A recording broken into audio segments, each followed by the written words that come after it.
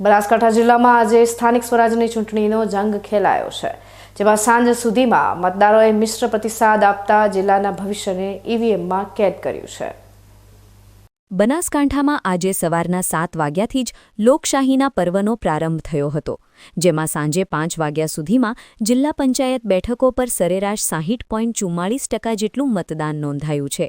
નગરપાલિકાઓની વાત કરીએ તો ધાનેરામાં મતદારોનો ભારે ઉત્સાહ જોવા મળ્યો છે, જ્યાં રેકોર્ડ બ્રેક 72.45% મતદાન થયું છે, જ્યારે તેની સરખામણીએ પાલનપુર અને ડીસામાં મતદારો થોડા ઉદાસીન જણાયા છે અને ત્યાં અનુક્રમે 52.95% અને 51.28% જેટલું જ મતદાન નોંધાયું છે.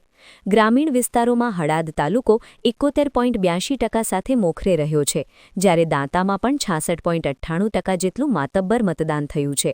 અન્ય તાલુકાઓમાં પણ સરેરાશ 60%ની આસપાસ મતદાન જોવા મળ્યું છે, જેમાં વડગામ, અમીરગઢ અને કાંકરેજમાં મતદારોમાં અનેરો થનગનાટ જોવા મળ્યો હતો. લગ્નસરાની મોસમ અને આકરી ગરમી હોવા છતાં ગ્રામીણ જનતાએ જે રીતે ઉત્સાહ બતાવ્યો છે, તે જોતા લાગે છે કે લોકોએ વિકાસના મુદ્દે મતાધિકારનો પવિત્ર ઉપયોગ કર્યો છે.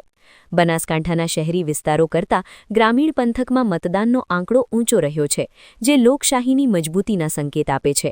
હવે 28મી એપ્રિલે જ્યારે મતના પટારા ખુલશે, ત્યારે જ ખબર પડશે કે જનતાએ કોના પર કળશ ઢોળ્યો છે.